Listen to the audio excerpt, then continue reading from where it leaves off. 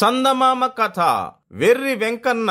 పూర్వం గౌరయ్యపాలెం అనే గ్రామంలో వీరన్న అనే ఒక భూస్వామి ఉండేవాడు. అతడు తల్లిదండ్రులు లేని ఒక పిల్లవాడిని చేరదీసుకుని పెంచుతూ ఉండేవాడు.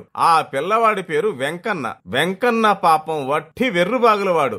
వీరన్న తన ఇంట్లో పనిపాట్లన్నీ వెంకన్న చేత చేయించుకుంటూ ఉండేవాడు. ఒక రోజున వీరన్న భార్య అయిన వీరమ్మ వెంకన్నని బజారుకు పోయి ఒక 100 మామిడి పళ్ళు పట్టుకురమ్మంది. వెంకన్న మామిడి పళ్ళు కొనుక్కొని కొట్టువాడిచ్చిన రసీదు కూడా బుట్టలో పెట్టుకుని ఇంటికి వస్తున్నాడు. కొంత దూరం వచ్చేసరికి వాడికి ఆ పళ్లలో ఒక పండు తినాలని నోరూరింది. వెంటనే ఒక పండు తీసుకొని, ఇన్ని పళ్లలో ఒక్క పండు తగ్గితే మా వీరమ్మ గారికి అలా తెలుస్తుందిలే అనుకుని తిని మిగతా పళ్ళు తెచ్చి వీరమ్మకి ఇచ్చాడు. వీరమ్మ పళ్ళు లెక్కబెట్టి చూసుకుంది. ఒక్క పండు తగ్గింది. నువ్వేమన్నా కాజేసి తిన్నావేమిరా అని అడిగింది. నేను ఒక పండు తిన్నమాట నిజమే కానియండి, ఆ విషయం మీకెలా తెలిసిందండి అని అడిగాడు వెంకన్న. ఎలా తెలిసేదేమిట్రా నీ మొహం, రసీదే చెబుతుంది, పో ఇక ముందెప్పుడు దొంగతనం చేయకు అని వీరమ్మ చివాట్లు పెట్టింది. మరి కొన్ని రోజులు గడిచాయి. వీరమ్మ మళ్ళీ వెంకన్నని బజారుకు పంపింది పళ్ళు పట్టుకురమ్మని. వెంకన్న పళ్ళు కొనుక్కొని తిరిగి వస్తూ ఇలా అనుకున్నాడు, కిందటిసారి రసీదు బుట్టలో ఉండడం వల్ల నేను ఒక పండు తిన్న సంగతి రసీదు చూసింది, ఆ రసీదే వీరమ్మ గారికి చెప్పింది. ఈసారి ఈ రసీదుని మట్టిలో పూడ్చిపెట్టి అది చూడకుండా తింటాను అనుకుని వెంకన్న కొట్టువాడిచ్చిన రసీదును మట్టిలో పాతిపెట్టి దాన్ని తన కాలుతో మూసిపెట్టి బుట్టలో ఉన్న 2 పళ్ళు గబగబా తిని ఆ తర్వాత రసీదు తీసుకుని మిగతా పళ్లతో ఇంటికొచ్చాడు. వీరమ్మ మళ్ళీ రసీదు ప్రకారం పళ్ళని లెక్కబెట్టింది. ఈసారి 2 తగ్గాయి. ఎరా వెధవా, ఈసారి కూడా కాజేసి తిన్నావా ఏంటి, 2 తక్కువైనాయి అని అడిగింది. వెంకన్న తెల్లబోయాడు. అమ్మగారు, సగం దూరం వచ్చేసరికి ఆకలేసిందండి, అందుచేత 2 పళ్ళు తిన్నాను. అది సరే కానివ్వండి, నేను రసీదుని మట్టిలో కప్పిపెట్టి అది చూడకుండా తిన్నాను కదా, ఈసారి మీకెలా తెలిసిందండి అని అడిగాడు. ఓరి వెర్రి వెధవా, ఈసారి రసీదు చెప్పిందిరా అని వీరమ్మ ఇక నుంచి నిన్ను బజారుకి పంపంలే, ఇంట్లో పనులే చేస్తూ అఘోరించు అని కసిరింది. ఇలా ఉంటుండగా ఒక రోజున వీరమ్మ వెంకన్నని పిలిచి, ఒరే, మన ఇంటి చుట్టూ ఒక మాయదారి పిల్లి తిరుగుతూ ఉంది, మన కోడిని పిల్లల్ని అది ఎత్తుకుపోకుండా చూస్తూ ఉండు అని చెప్పింది. వెంకన్న సరేనని తలూపి ఆ రోజల్లా జాగ్రత్తగా కోడిని దాని పిల్లల్ని చూస్తూ ఉన్నాడు. కాని ఆ రాత్రి నిద్రొచ్చే వేళకి కోడిపిల్ల కాళ్ళన్నిటికీ ఒక తాడు గట్టి ఆ తాడు తను పడుకున్న మంచం కోటికి గట్టి నిశ్చింతగా నిద్రపోయాడు. ఒక రాత్రి వేళకి పిల్లొచ్చి ఆ తాడు కాస్త కొరికి కోడి పిల్లల్ని ఎత్తుకుపోయింది. తెల్లారాక వీరమ్మ లేచి చూసుకుంటే కోడి పిల్లలు లేవు. ఎరా వెంకయ్య, కోడి పిల్లలేవిరా అని అడిగింది. ఏమోనండి, రాత్రి పడుకునేటప్పుడు వాటన్నిటి కాళ్ళకి కలిపి ఒక తాడు గట్టి నా మంచం కోడికి కట్టాను, మరి పిల్లెలా ఎత్తుకుపోయిందో అన్నాడు. ఓరి నీ తెలివి మండ, తాడు కట్టినంత మాత్రాన పిల్లి ఎత్తుకుపోకుండా ఉంటుందంట్రా అని ఆమె మళ్లీ చివాట్లు పెట్టింది. ఇలా వెంకన్న ఎప్పుడు ఏదో ఒక తెలివి తక్కువ పని చేస్తూ ఎప్పుడు వీరమ్మ చేతిలో చీవాట్లు తింటూ ఉండేవాడు. అప్పుడప్పుడు దేహశుద్ధి కూడా జరుగుతూ ఉండేది. మరికొన్నాళ్లు గడిచినాయి. వీరమ్మ కడుపుతో ఉంది. ఆమె పుట్టింటి వారు సూడిదిలని చెప్పి ఆమెకి ఒక బుట్టెడు సున్నుండలు, ఒక బుట్టెడు చలిమిడి పంపారు. ఈ సంగతి వెంకన్నకి తెలిస్తే వాడు అవన్నీ ఎక్కడ తినేస్తాడోనని వీరమ్మ ఆ 2 బుట్టలు ఉట్టి మీద పెట్టి వెంకన్నని పిలిచి, ఒరేయ్, ఆ ఉట్టి మీద బుట్టలో ఉన్నాయి కదా, అది విషం, ఏదో తినేదనుకుని తినేవు సుమా, చెప్పా పెట్టకుండా చస్తావు అని చెప్పింది. మళ్ళీ మామూలుగా రోజు తిట్లు దెబ్బలు తప్పటం లేదు వెంకన్నకి.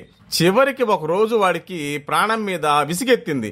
ఇలా బతకడం కంటే చావడం మంచిది, అమ్మగారు ఉట్టి మీద విషం ఉందని చెప్పారు కదా, అది కాస్త తినేశానంటే ఇవాళ్టితో నాకు ఈ బాధలు తప్పుతాయి అనుకున్నాడు. వెంటనే ఎవరు లేకుండా చూసి ఉట్టిలో ఉన్న 2 బుట్టల్లో ఉన్న చలిమిడి సున్నుండలు 2 చేతులా తినడం మొదలు పెట్టాడు. ఇంతలోకే వీరన్న అక్కడికి వచ్చాడు.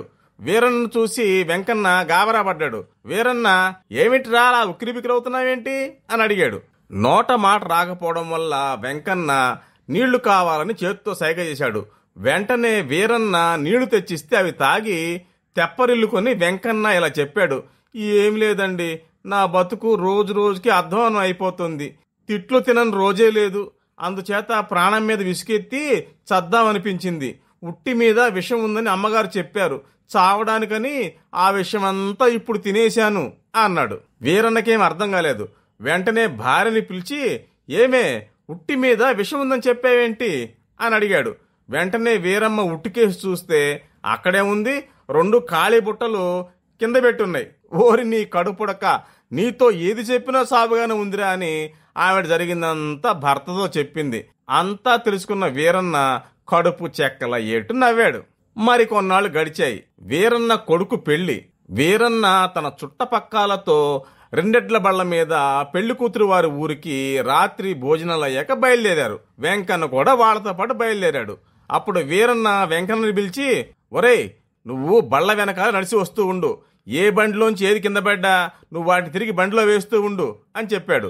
వెంకన్న సరే అన్నాడు. బళ్లలో అందరూ గాఢ నిద్రలు పోతున్నారు. వెంకన్న మాత్రం బళ్ల వెంట నడిచి వస్తున్నాడు.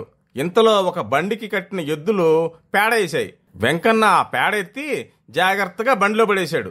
అలా ఏ బండికి సంబంధించిన ఎడ్లు పేడ వేసినా వెంకన్న ఆ పేడంతా తిరిగి బండిలో నేయడం మొదలుపెట్టాడు. తెల్లవారేసరికి అంతా లేచారు. బళ్ల నిండా పేడే. చివరికి వెంకన్నని పిలిచి అడిగారు, వీరన్న గారు చెప్పినట్టే చేశాను, ఏది కింద పడ్డా తిరిగి బండిలో వేశాను అని చెప్పాడు.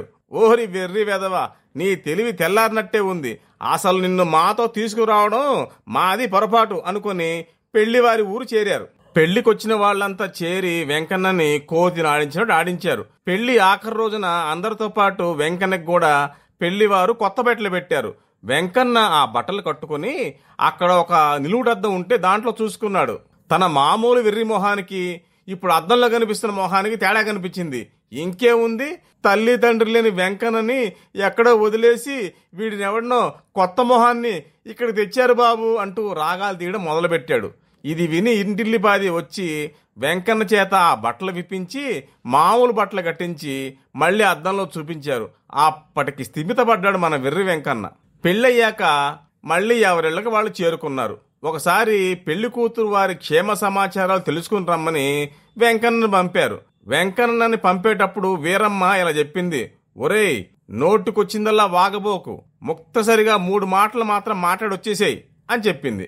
వెంకన్న పెళ్లి కూతురు వాళ్ళ ఇంటికి చేరుకున్నాడు. వాళ్ళు వెంకన్నకి కాళ్లు కడుక్కోవడానికి నీళ్లిచ్చి, అక్కడ మా వాళ్ళంతా క్షేమంగా ఉన్నారా అని అడిగారు. ఉన్నారు అని జవాబు చెప్పాడు వెంకన్న. వర్షాలు బాగా ఉన్నాయా అని అడిగారు. ఉన్నాయి అని జవాబిచ్చాడు. పంటలు బాగా పండుతున్నాయా అని అడిగారు. పండుతున్నాయి అన్నాడు. తర్వాత ప్రశ్న, మా అల్లుడు గారు కులాసాగా ఉన్నారా అని అడిగారు. వీరమ్మ తనని 3 మాటల కంటే ఎక్కువ మాట్లాడవద్దని చెప్పింది కనుక వెంకన్న ఈ 4వ ప్రశ్నకి ఏమీ జవాబు చెప్పకుండా బెల్లం కుట్టిన రాయలా కూర్చుని ఉన్నాడు. మా అల్లుడు కులాసాగా ఉన్నారా అని మళ్ళీ అడిగారు. కానీ ఈసారి కూడా వెంకన్న నోరు తెరిచి జవాబు చెప్పకపోయేసరికి ఇంటిల్లిపాదికి అనుమానం వేసింది. ఒకవేళ తమ అల్లుడికి ఏమీ జబ్బు చేయలేదు కదా అని, ఏనాయనా మాట్లాడవెందుచేత, మా అల్లుడికి ఏమైనా జబ్బుగా ఉందా అని అడిగారు. కానీ 4వ మాట మాట్లాడితే ఏమి కొంప మునుగుతుందోనని వెంకన్న ఈసారి కూడా ఏమి సమాధానం చెప్పలేదు. ఇది చూసి ఇంటిల్లిపాది ఏడుపులు పెడబబ్బలు మొదలుపెట్టారు. వెంకన్న తాను కూడా వాళ్లతో పాటు ఏడవడం మొదలుపెట్టాడు. ఇదంతా చూసి తమ అల్లుడు చనిపోయి ఉంటాడని, అందుకనే ఆ సంగతి చెప్పలేక వెంకన్న ఇంతవరకు ఎన్ని ప్రశ్నలు అడిగినా సమాధానం చెప్పక చివరికి తమతో పాటు ఏడుస్తున్నారని తేల్చుకున్నారు. ఇంకే నీకెంత కర్మ వచ్చింది తల్లి అంటూ పాప మా పెళ్లి కూతురు మెళ్ళ మంగళసూత్రం అవి తెంపేసి అంతా పిల్ల చుట్టూ చేరి ఒకటే గోలగాలుగా ఏడవడం మొదలుపెట్టారు. వెంకన్నకి ఇవేమి అర్థం కాక చల్లగా మళ్ళీ తన ఊరుకు తిరిగొచ్చి వీరమ్మతో జరిగిందంతా చెప్పాడు. అది విని వీరమ్మ వెంకన్న మీద మండిపడింది. ఒళ్ళు వాచేదాకా చితగ్గొట్టి, ఇక నుంచి నిన్ను బయటికి పంపిస్తే ఒట్టు, ఇంట్లోనే పడిచావు అని 4 తిట్టి పెళ్లి కూతురు వారి ఊరికి ఇలా జరగడానికి వెంకన్న వెర్రిబాగులు తనమే కారణమని కబురు చేసింది. ఇది విని పెళ్లి కూతురు తరపు వాళ్ళు కడుపు చెక్కల ఏట నవ్వుకున్నారు. మరికొన్ని రోజుల తర్వాత వీరన్న వీరమ్మ కొడుకుతో సహా పెళ్లి కూతురు వారి గ్రామం ప్రయాణమయ్యారు. ఇంటి దగ్గర కాపలాగా వెంకన్నను ఉంచారు. వీరన్న వెంకన్నని పిలిచి, ఒరే వెంకన్న, మేము తిరిగి వచ్చే వరకు జాగ్రత్తగా ఇల్లు చూసుకుంటూ ఉండు, ఒక్క చీమ కూడా దొరకకూడదు అని చెప్పాడు. అలాగే చూస్తానండి అన్నాడు వెంకన్న. వాళ్ళు వెళ్లిపోయిన మర్నాడు వెంకన్న వరండాలో పడుకున్నాడు. ఒక గోడ మీద చీమలు బారుతీరిపోతున్నాయి. ఒక్క చీమను కూడా ఇంట్లోకి దూరనివ్వకూడదని మా వీరన్న గారు అంత ఇదిగా చెప్పి వెళ్లారు. ఇప్పుడు ఇన్ని చీమలు బారులు తీరిపోతున్నాయి, ఎలాగా అని ఆలోచించాడు. వెంటనే వెంకన్నకి ఒక ఆలోచన తట్టింది. లేచెళ్ళి ఆ చీమలన్నింటినీ చంపిపారేయడం మొదలుపెట్టాడు. కానీ ఎన్నిటిని చంపినా ఇంకా కొత్తగా చీమలు వస్తూనే ఉన్నాయి. ఇలా కాదు, ఇంటికి నిప్పంటిస్తే సరి, చీమలన్నీ ఒక్కడు కూడా లేకుండా మాడి చస్తాయి అనుకుని ఇంటికి నిప్పంటించాడు. ఇల్లు తగలబడిపోతుంటే దాంట్లోని కర్రలు చిటపట అంటుంటే చీమలే అలా చిటపటమని చస్తున్నాయనుకొని వెంకన్న చాలా సంతోషించాడు. ఇల్లంతా కాలి బూడిదైపోయింది. ఆ తర్వాత 2 రోజులకి వీరన్న వాళ్ళు తిరిగి వచ్చి చూసుకుంటే ఏముంది, ఇల్లంతా పూర్తిగా కాలిపోయింది. వీరన్నకి పట్టలేనంత కోపం వచ్చింది. వెంటనే వెంకన్నని చెడామడా తన్ని ఇలా ఎందుకు జరిగిందని అడిగారు. వెంకన్న ఏడుస్తూ జరిగిందంతా చెప్పాడు. ఛీ దరిద్రుడా, నువ్వు చేస్తూ వచ్చిన తప్పులకు ఇంతకాలం నిన్ను క్షమిస్తూ మా ఇంట్లో ఉంచుకోవడం మాదే బుద్ధి తక్కువ. ఇప్పటికి మాకు బాగా బుద్ధి చెప్పావు, ఇక నీ కర్మ నువ్వు పో అని అక్కడి నుంచి వెళ్ళగొట్టారు.